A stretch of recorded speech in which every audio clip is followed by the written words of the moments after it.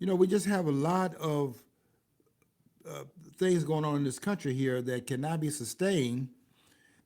We cannot be an outlaw nation, and we have to get back to the Constitution of the United States because that's the grounding point of being a lawful nation. I'm not sure people are getting what is happening in this country. They say we're losing the country. Yes, but how are you losing the country? And what's the basis of that? The basis of it is that we're not following what was laid down for the country by the framers of the United States who had a vision of what this country should stand for and express that vision both in the Declaration of Independence and in the Constitution of the United States. In that room, the same room, by the way, that they drafted the Declaration of Independence, and the same room in which they drafted the Constitution of the United States in Philadelphia. And the vision is sound. What is happening is we are shaking the vision to the core by simply getting away from the plan put in place by the founders of this country. This country had great framers. They knew what they were doing. Everybody around the world has acknowledged that by the fact that they are copying from this document they created in that room over the period of time of May the 25th, 1787 to September the 17th of that year. And this document has been the most copied document in the world because there's nobody been able to go beyond it and create anything better. We need to get back to it in this country. Okay, I put a question here. It is the most copied document. With largely this, I'm trying to encapsulate some of the stuff that some of the rights and the confines that you're supposed to be placed on government with our Constitution. Mm-hmm. But do you know any? Are you aware? Because of I know some countries did adopt other European nations constitutional forms. Like I know Japan at one time had. They had studied Germany and they adopted that. I think this was before World War II, obviously. Mm-hmm. But anyway, I was wondering, do you know any other non-Western European nations? Yeah, when I go to different countries in Africa, I went to South Africa I've been there. Let's see, I think twice I've been to South Africa, 2 or 3 times. I've been there, and when I was there in 1994, I had gone there first of all in I'm saying 1994. That's not true. It was 2000 and I'm getting my date straight. 2008 was my first time there, and I went back to South Africa in 2014, I think it was. When I went back there in 2014, I made it a point to read the Constitution while I was there, their Constitution, called the Rainbow Constitution. The one that Ruth Bader Ginsburg was so impressed with and was saying that it actually had topped the Constitution in the United States. She like it for that reason, or what? She was trying to act as if it had gone beyond the Constitution here because of the guarantee of minority rights written into the document. But you have to understand the difference between South Africa and the United States. The reason why the difference between the South African Constitution and the Constitution of the United States is that the South African Constitution recognizes something like 15 different languages stated in the constitutional document.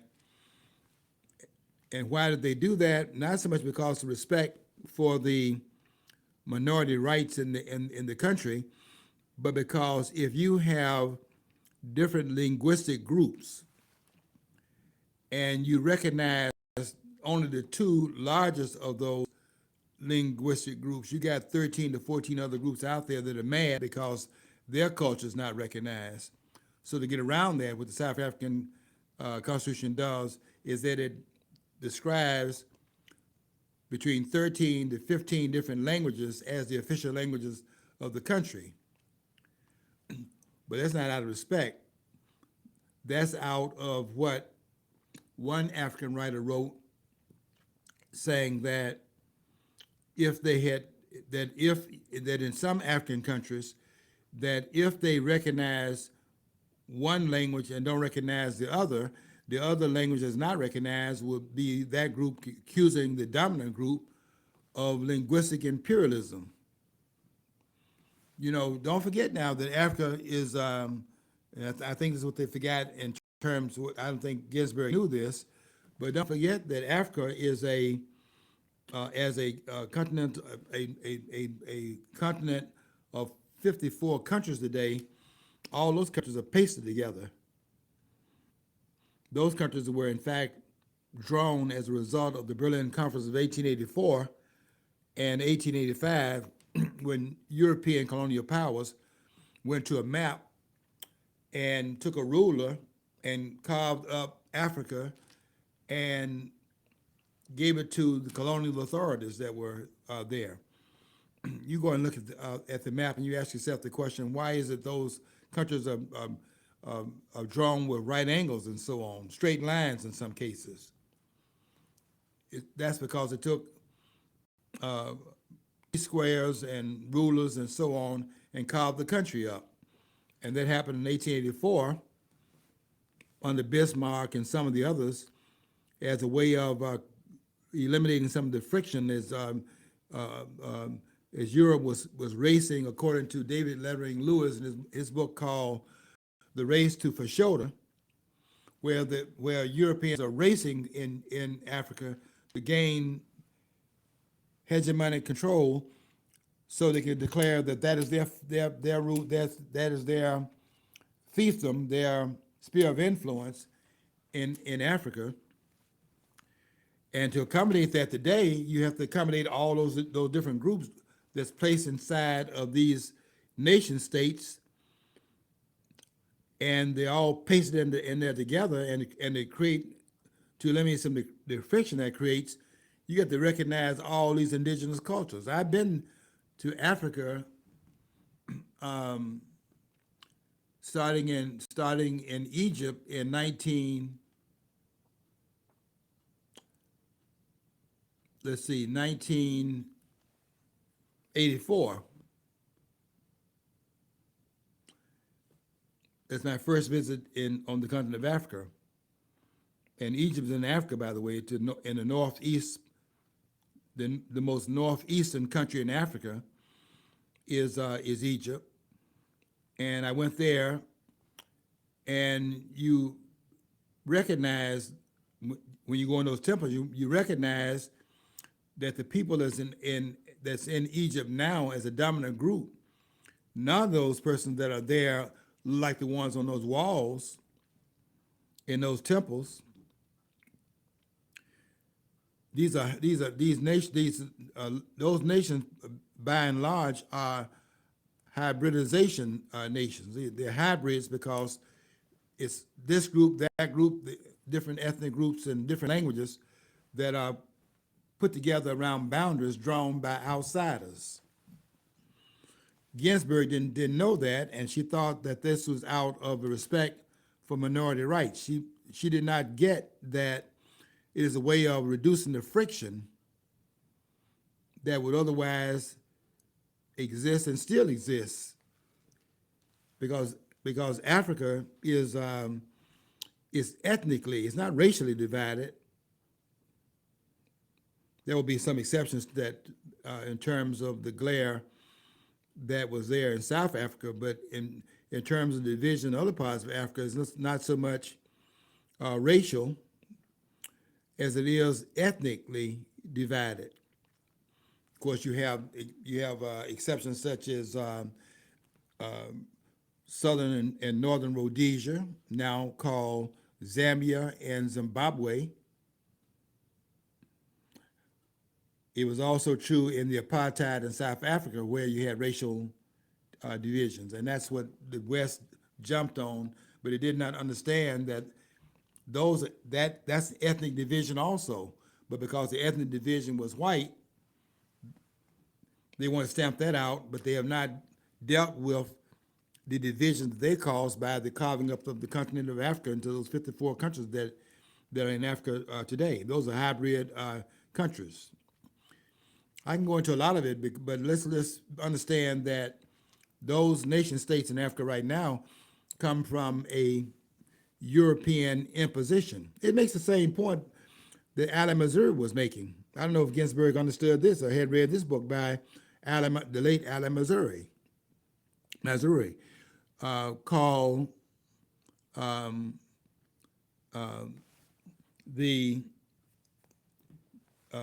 the African. He was talking about the indigenous influence, the Islamic influence, and the Christian influence. And in that great book that he wrote, that needs to be read, and particularly chapter 4 of that book, where he makes this astounding comment saying that lest we forget that the African identity, the identity of them being a continental group, comes from a European gaze. That's Ginsburg's problem. Looking at it from the outside and seeing this construction without understanding the reason why the construction had to be made and attributing it to some kind of enlightenment in Africa, that is a wrongful reading of the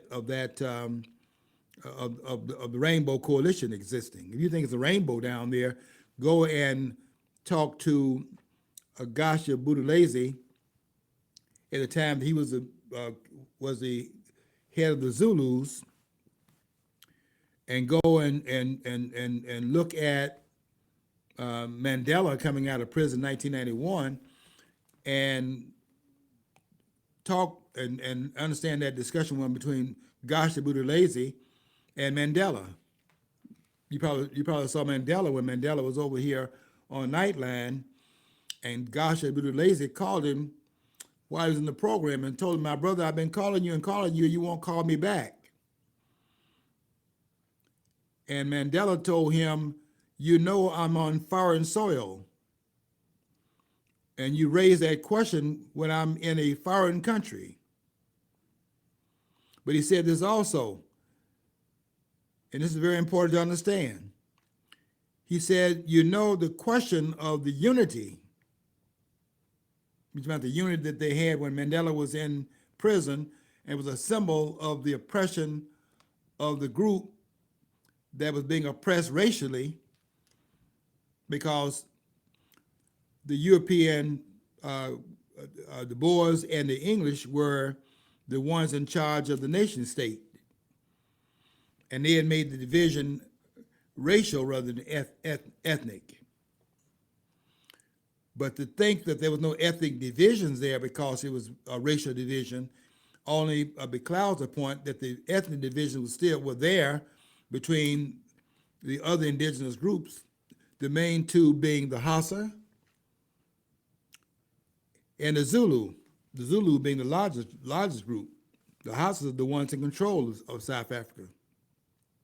But they have to accommodate the other groups. Otherwise, you have tribal uprising, ethnic uprisings. It's the same thing I've not been to Kenya. I've not traveled as much in the eastern part of Africa as I have in the western part of Africa. But it's the same thing in Obama's father's country. Obama's father, who was never an American, by the way, but his father was from Kenya. And his father was the two largest group in Kenya is the Kikuyu and the Lu.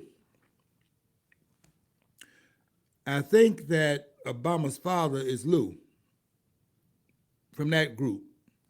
They are the two largest groups in Kenya. But get this now, ask yourself the question, why is it that in Africa, there's only one country in Africa that uses an African language as an indigenous parliamentary language in Africa, and that's in Somalia.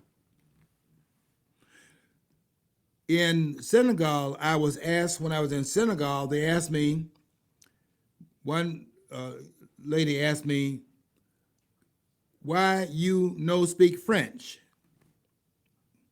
Because Senegal was colonized by the French, and they speak French in Senegal. Senegal is in West Africa, surrounding Gambia on three sides. And they're speaking French as a parliamentary language in Senegal. Now, why don't they speak some of the other languages in Senegal? Because of the ethnic tension it would create. That's why it's only one African country on the continent of Africa where an indigenous language is spoken in the parliament, and that's Kiswahili. And even Kiswahili is not, quote unquote, an African language. It's a hybrid language between Aramaic and Arabic. It's a hybrid language, and so even in that country you don't have it. And in most of Africa, depending on who got there first of Europe, some parts of Africa, which were colonized by Portugal, you'll have Portuguese spoken in Africa. You'll have English spoken in Africa. I go to mostly English-speaking nations. I've been in 18 of them.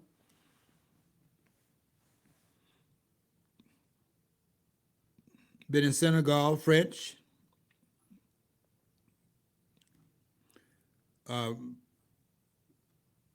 You'd be surprised of the you could go by the coinage, the currency in Africa, as to who the colonizing agent was. In the Cameroon, the CFA. They have the CFA also in Senegal. In Gambia, they have the Dalasi. The British colonized Gambia.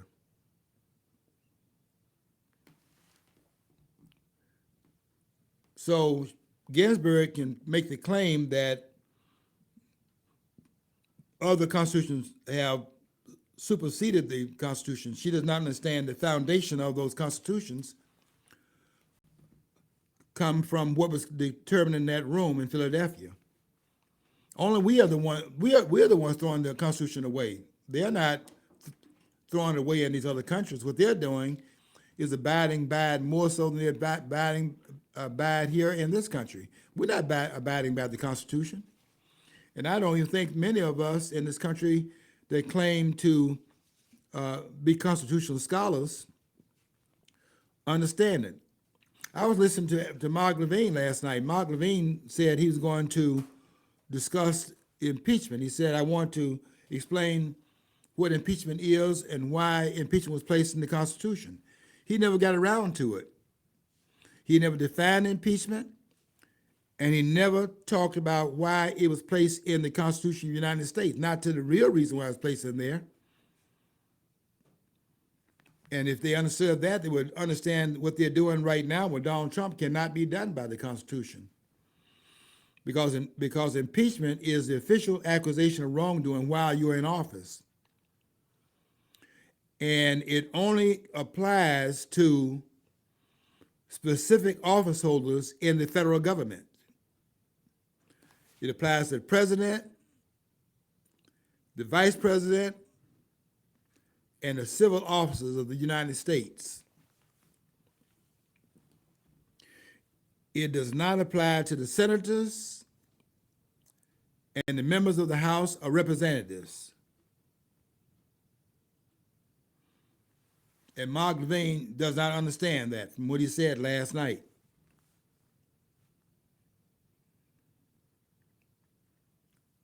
We got people running this country that do not understand. They put their hand on the Bible and they swear to uphold the Constitution of the United States.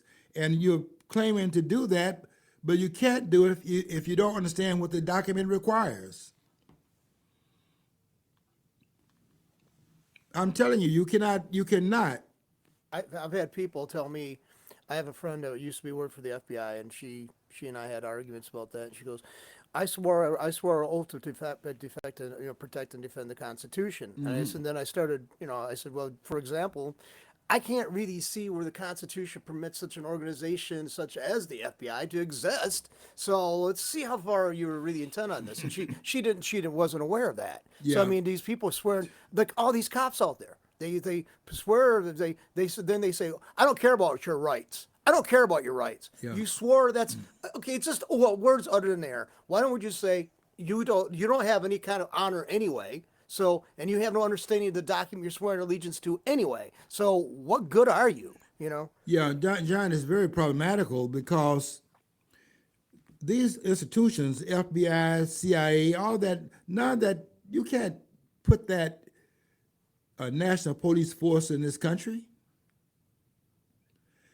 The framers were leery even about having a standing army. Go back and read the Second Amendment to see what they had in mind along the lines of having a standing army. They didn't talk about a standing army, they talked about a militia.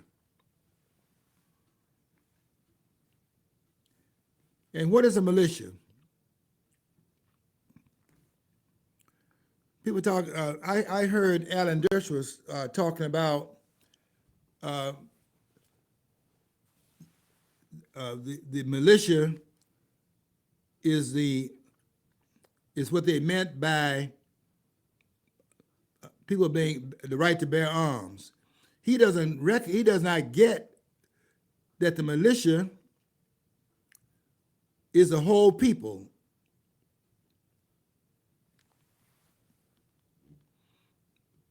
If this country is invaded, now I got to tell you something. You can talk about you're this, you're that, and the other thing. If this country is invaded, everybody's got to fight.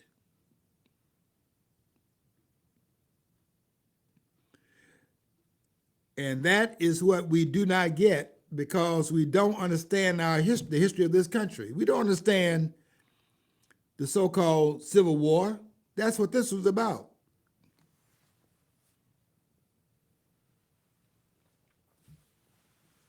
You've heard about Grant and Sherman and the Union Army and so on and so forth. Who was Robert E. Lee? He was a general in the Union Army. Did he go down south and join an army down south? No, he went down there and they formed a militia. They went there and organized a militia. The war was being fought. I know you're not going to go along with this, but I tell you this, there's not one scholar in this country that's going to challenge me what I'm talking about. Not publicly. Not what they're saying, not what Mark Levine said last night. I'm challenging him. Because what they're saying is not true.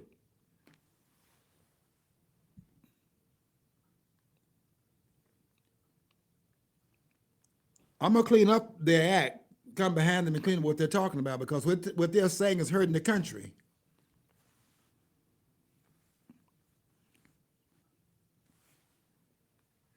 The impeachment, to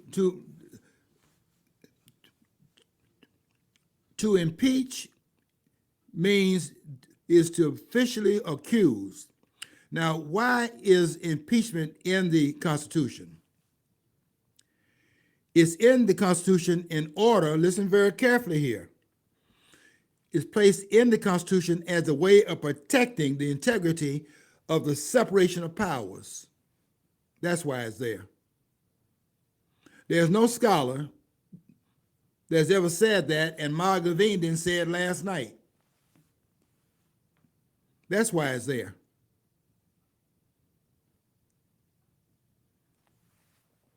And how does it do that? By putting a hedge around the three corridors of power, so that in order to penetrate into for either one of them to hedge into the other two corridors of power, they can only do so by instituting the impeachment process. Of course, the senators cannot be impeached, and they cannot be impeached in the House of Representatives.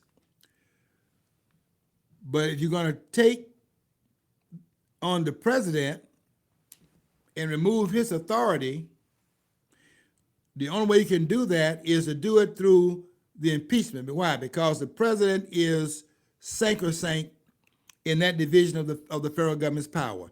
The president is the executive office holder. He defines that authority in that singly, and so on and so forth. If he goes out of control in doing that, the impeachment process through the separation of powers allow the other corridors of power to bring the president back under the understanding that he too must in fact be enjoined by the Constitution of the United States. Nobody is over the document. Nobody is bigger than the document, I should say. Nobody can say that they are above the document. Let me put it that way. Nobody's above the law. And so why is it there? To make sure that in the separation that neither body will take its individual authority and then use that as a way of going out of control.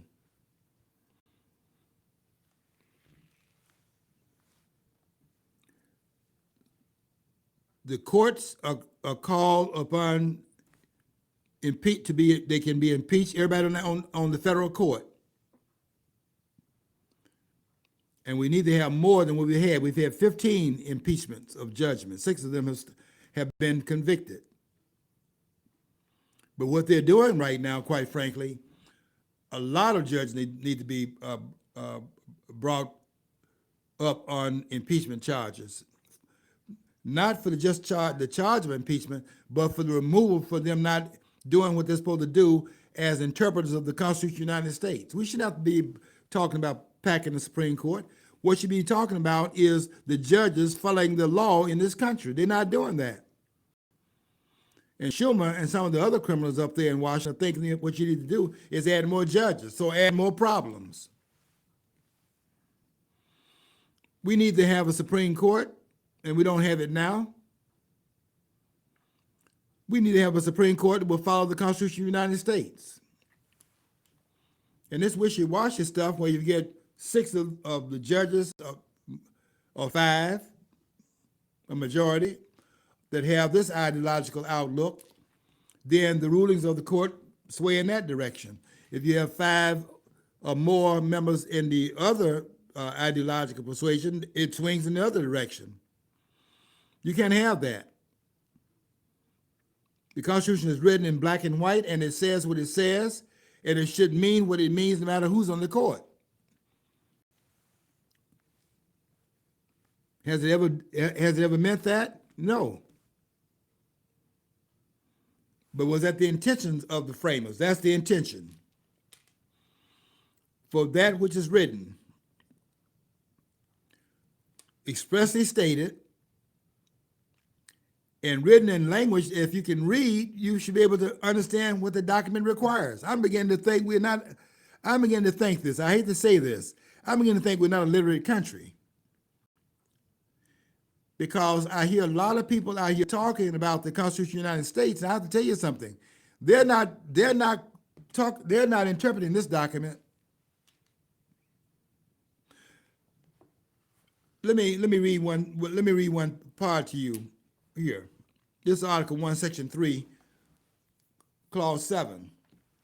I don't think anybody in the country understands it.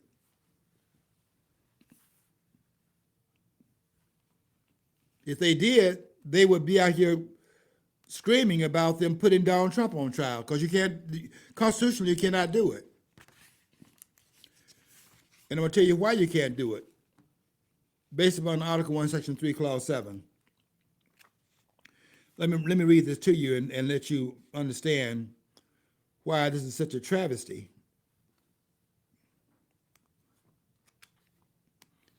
Okay, let me read this. Article 1, Section. I think it's chilling though. This will be insert this. The people are supposed to be that Capitol Hill riot, back in the January 6th. Right. Okay, they sought these people all over the country, got many of them arrested. Yet, meanwhile, we had people pouring through that southern border that we know we can actually just round up and send back. They're potential dangerous threats to us too. But no, what they do is they take their resources and go after people who probably did anything, wasn't even that, we're prosecuting over. And that's the reason why the deep state is showing its true colors. Because they don't want anybody to challenge anything they say or do. Yes, that's a good point. That's it, man. If they can round up all these people that they said were involved in insurrection, which that's a framing of people by the federal government, because we didn't have an insurrection on January the 6th, and that's why they have not released those tapes.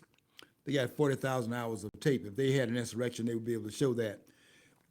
You can't show it because people were marching in the Capitol building peacefully, and many of them were let in there by the security. Let me tell you a person you have not heard of. They're not putting him on television because this person was one of the ones that was lieutenant. He's lieutenant of the Capitol Hill Police Force in that day.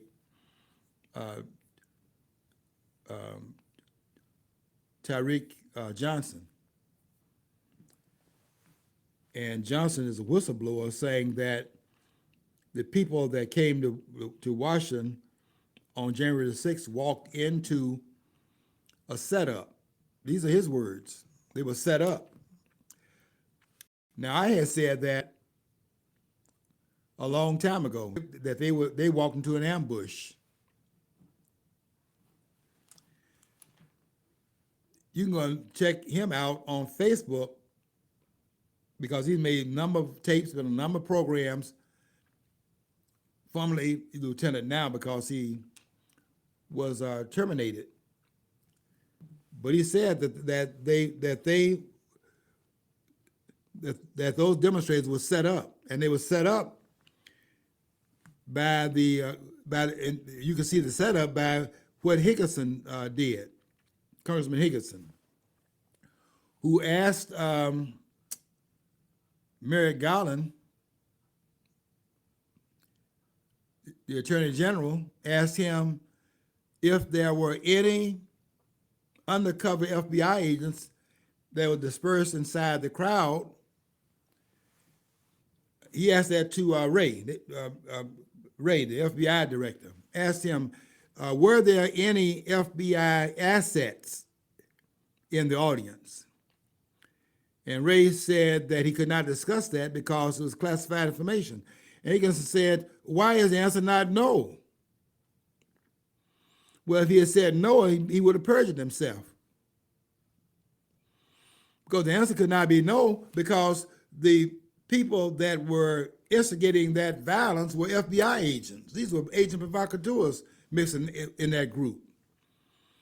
Donald Trump hasn't had any riots at his rallies. This man was pulling 30 and 40,000 people. Never had a riot anywhere. And they went to Washington not to overthrow anything. They went there under the provision of the Act of 1887, the Electoral Count Act of that year, to stand behind the law that we had not yet determined who the president of the United States was going to be as of the election of 2020. That election had not been decided yet.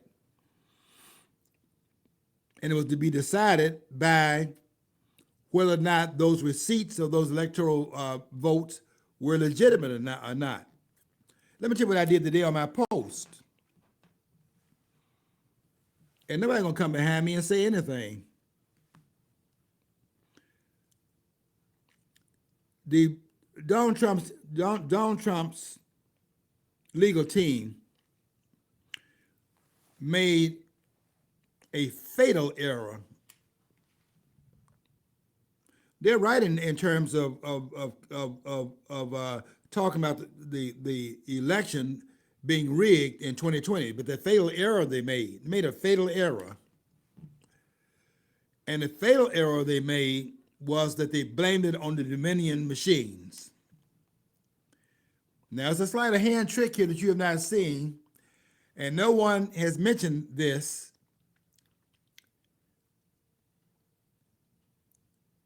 But that's what they're running with. It's a fine line between making the claim that there is a irregularity that occurred in the election and then blaming it on the machines, to which then the claim is false because you placed it in the wrong area. The election is fraudulent not because of the machine. Machines don't make elections fraudulent. What made the election fraudulent is something very different from that. They violated Article 2 of the Constitution that says that the legislative branch must determine the electors.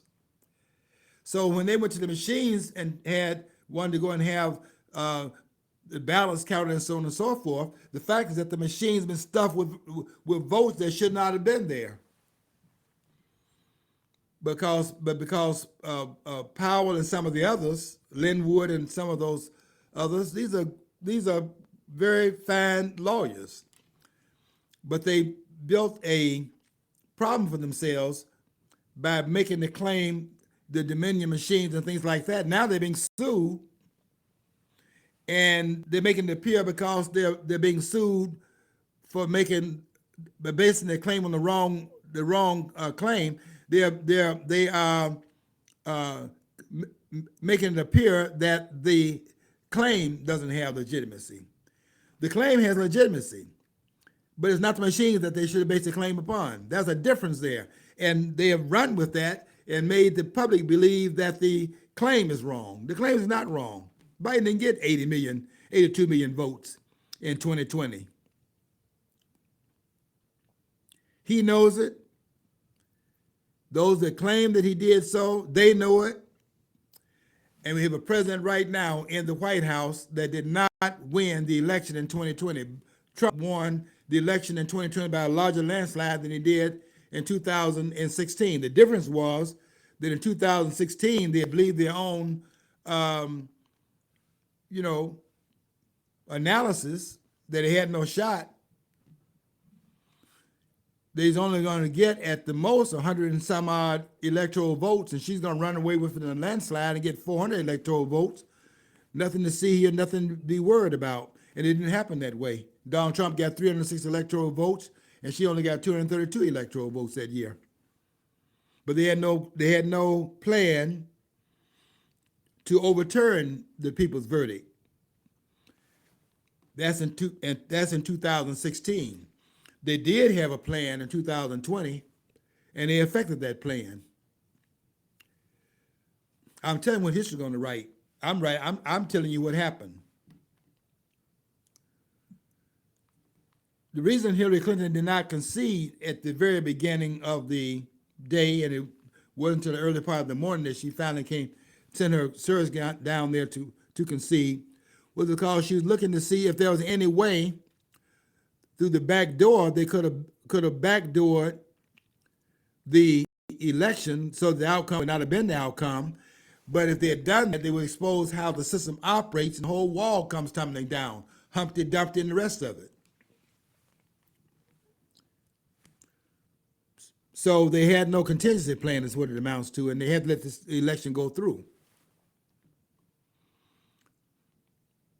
But in 2020, they did something very different here. and use COVID, I want you to go back and look at this very carefully. Go back and look at COVID.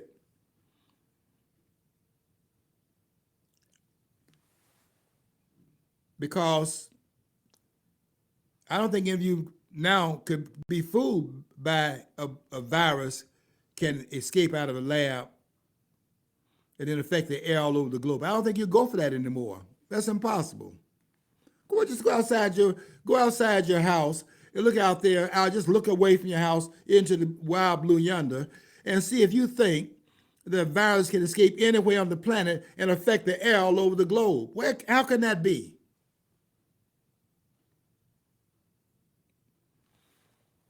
You know, I was going in these stores. I was feeling so much tension in there because people run over me. You got to put your mask on, and I would tell them, you better get out of my face.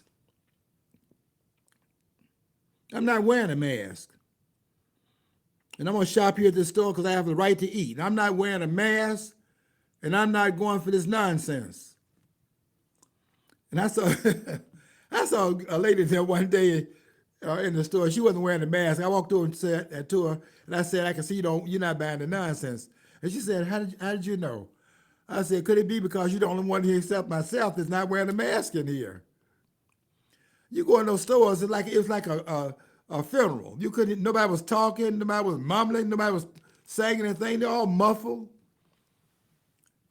The government wants. They don't want people talking to each other. They want you to feel isolated. Then they could build the momentum behind, the animosity and this group says this about you and you owe them this and that. That's what they depend on. They want, and then they're all bringing in their next their voting block. They're allowing to come through the door. Yeah, they're going to give them the right to vote as soon as they get here. Yeah, John. What is our topic today? Because I got to go back to my. We got to go back to the topic. It was supposed to be about their attempts to stop Donald Trump. Right. Okay. That's I get in here, and there's so much to be talked about. They have now decided that they can't pull this again. That's what this is about. They can't do what they did in 2020. Nobody's gonna buy that again. When you muffle everybody in the society, the world's got to be muffled because you got to now tell the whole world the same thing you're telling the people in this country.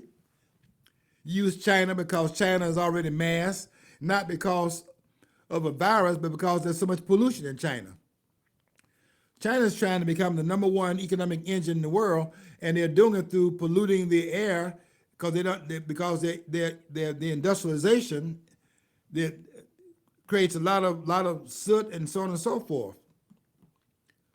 And they're wearing masks in China, and they want to use that to make it appear they're masked over there because of the Wuhan virus.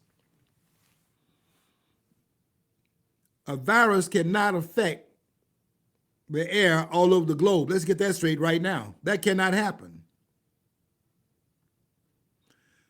There are 4.5 quadrillion to 5.5 quadrillion tons of air in the Earth's atmosphere.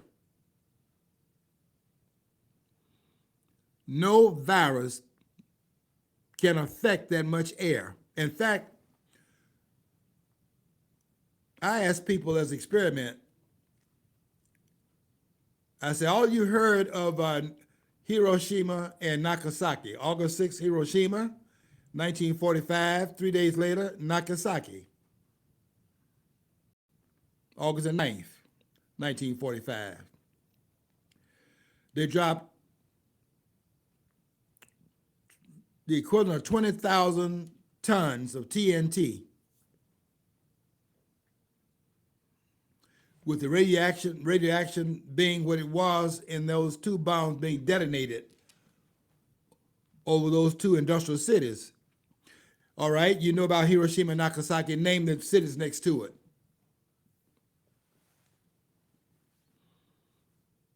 Where was the contamination next door?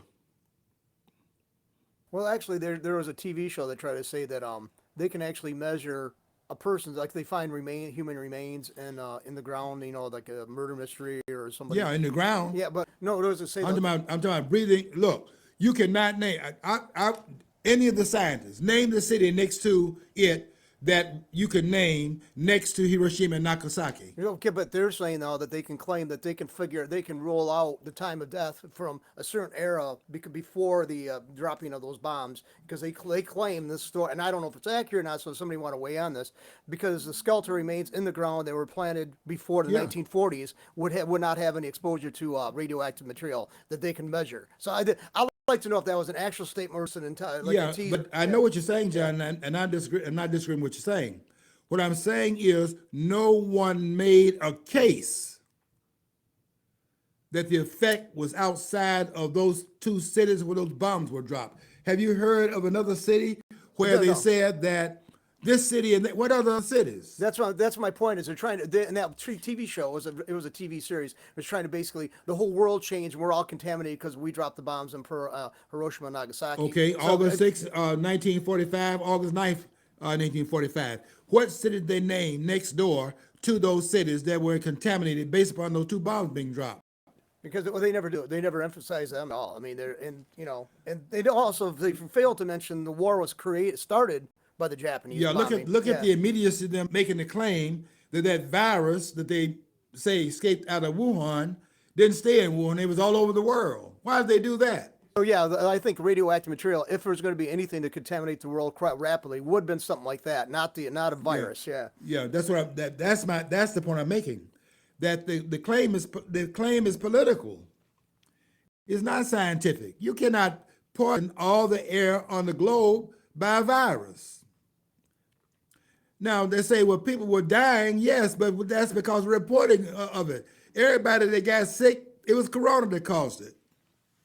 You say, well, what happened to it now? Nothing. They stopped reporting on the deaths. The thing is too, most people it escapes most people's notice, and not me because I actually was around people in the healthcare field. For all the years I've been alive, I've had friends talking about a certain amount of people who died just from influenza virus, strains throughout the years. So I mean, but that's like it's not put in the press. You have to get like publications from the CDC or whatever, or the Public Health Service to realize that, or be aware of that. You have to be in a medical setting. They just don't understand, and it's basically escapes notice from the general public. And now it's like everything. Yeah, they did lump everything. I mean, they had people dying of long chronic diseases, and they were labeling it corona connected or COVID connected. Yeah, that's what they did. They attached all these deaths to that, to pump up the numbers. John, the scientific community has been discredited because they allowed themselves to go along with this fraudulent nonsense that they're talking about. People need to go back and read. There's a book out that you need to read called Pastor versus Beauchamp, the lost science of biology, something like that, written by Humes. Arthur Humes is the author of the book. Read about the idea, the germ theory that was carried by Louis Pasteur, and go and read the opposite point of view, which nobody talks about, by the one that was the person from whom Louis Pasteur plagiarized his work, Antoine Beauchamp. And that book should be read because, and also read Beauchamp's book called The Blood, the Third Element, and see how bogus the science is today. I'm just telling you that what they found they can do is use fear in order to grab liberty. If people are made fearful enough, they would gladly give up their freedom if they think you're making them safe by the surrender of their liberty. And that's what they saw happen in 2020. What they said occurred that caused us to be locked down for 2 years. All that was, in fact, political. None of that stuff is scientific. None of it. I didn't get masks. I didn't get any of the shots. And I didn't get sick. And the reason why I didn't get sick is because if you mitigate against the only thing that can cause illness in the body, if you mitigate against that, then the body can't even get sick. And what is the only sickness the body gets? And that is an acidic state that creates too much mucus in your body. Let me tell you this, because I'm off my subject, but that I do that sometimes. When your mother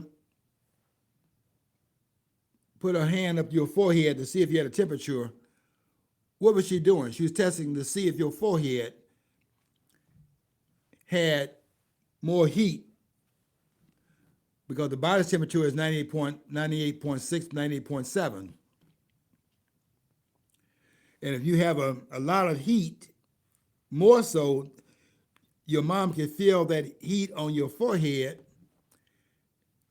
to know that your body was heating up. But why is it heating up? The friction is in your body.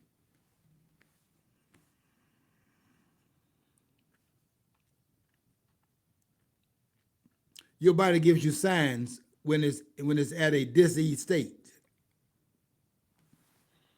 I have an allergy, all of us do, quite frankly, to sugar.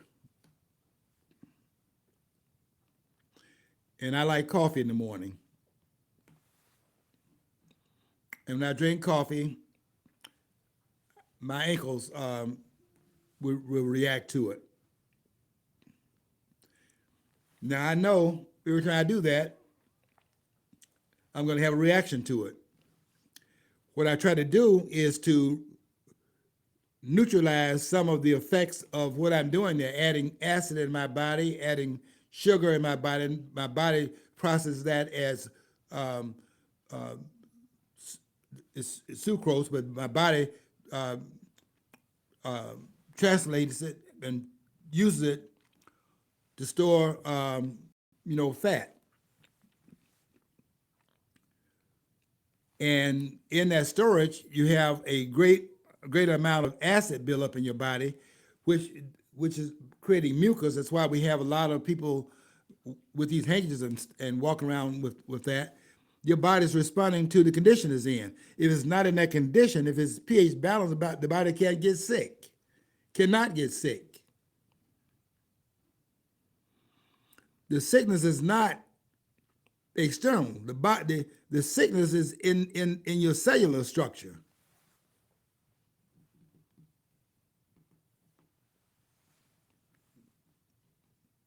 I'm telling you what the science is.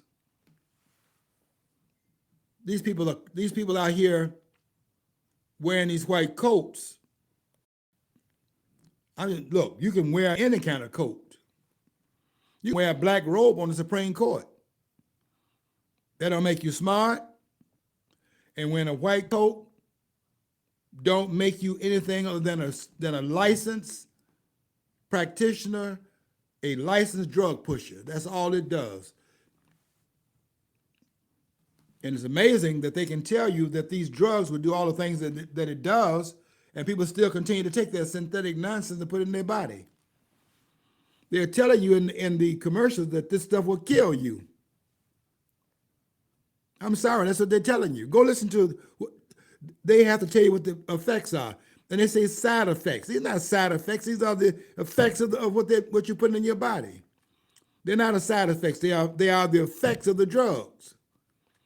You take it for this because of this, and the other thing.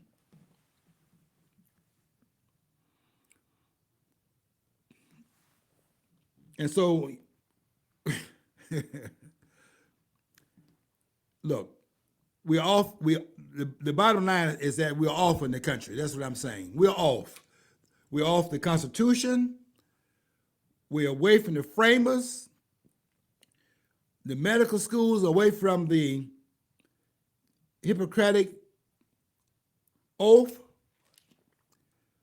We're just off in the country. Everything is off. The country is just, we're not there. There's no there.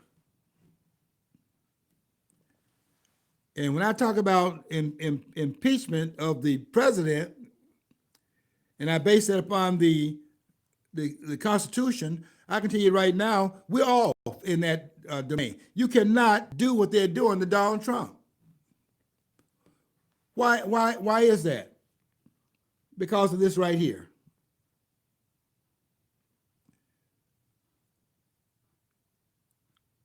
Judgment in cases of impeachment shall not extend further than to removal from office and disqualification to hold and enjoy any office of honor, trust, or profit under the United States. But the party, listen to this part here, but the party convicted shall nevertheless be liable and subject to indictment, trial, judgment, and punishment according to law. Now, what that really means then, if you understand it, is that unless the president is convicted, then he's not subject to those terms. That it takes conviction in order to bring any of that about. Now, why is that, all you scholars? Why is that? Because if that were not the case, here's what would happen. If the president does something that people did not like, and they didn't impeach and convict him, what they would do is wait until he leaves office and make him vulnerable because he's no longer the president, and then bring charges against him. Article 1, Section 3, Clause 7, all you scholars, understand this. It keeps you from being able to do that. I'm telling you what the Constitution requires. None of you are following it. And you're now trying, and we now got a claim in Michigan, and they're now saying that, thank you, John. John telling me we're running out of time. They're now saying that we had a claim in Michigan that Donald Trump will not, they're trying to make it look like Donald Trump was involved in insurrection, and therefore he is not eligible to be on the ballot in Michigan. They know if he's on the ballot, he's going to win. He's won twice already. So now the strategy is to keep him off the ballot in enough states so that enough of the battleground states, because they're not going to buy it in the red states. So they're trying to pick off enough of the battleground states to avoid the possibility of having to face him in the election because they don't have anybody over there. They're trying to find somebody right now to run against Donald Trump. It won't be Biden. Prediction here, Biden is not running for re-election. Not going to happen. And they don't know who they're going to run. Some talking about Michelle. But I think it'll be Gavin Newsom. But they're trying to use the impeachment process to stop Donald Trump because they know that if Donald Trump runs, Donald Trump is going to win. If he wins, they lose because Donald Trump is going to go after those persons that are out here illegitimately tearing up the Constitution and the country by going after all of his enemies and politicizing the legal process under Merrick Garland and some of those. All those guys need to be impeached and removed from office and then put under broad trial. That's what should happen.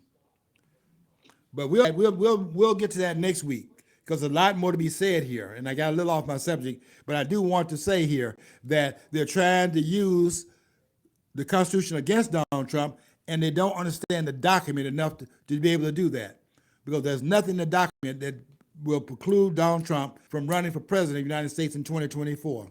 Nothing is there. There's no there. I'm saying it, and there's no scholar in this country to come behind me and say anything different. That's just the way it is. Okay, I'm going to get out of here. I got to get out. I'm doing too much ranting. I got to get out of here. Until next week, I want you to follow your dream. If you don't follow your dream, you'll never know what's on the other side of the rainbow.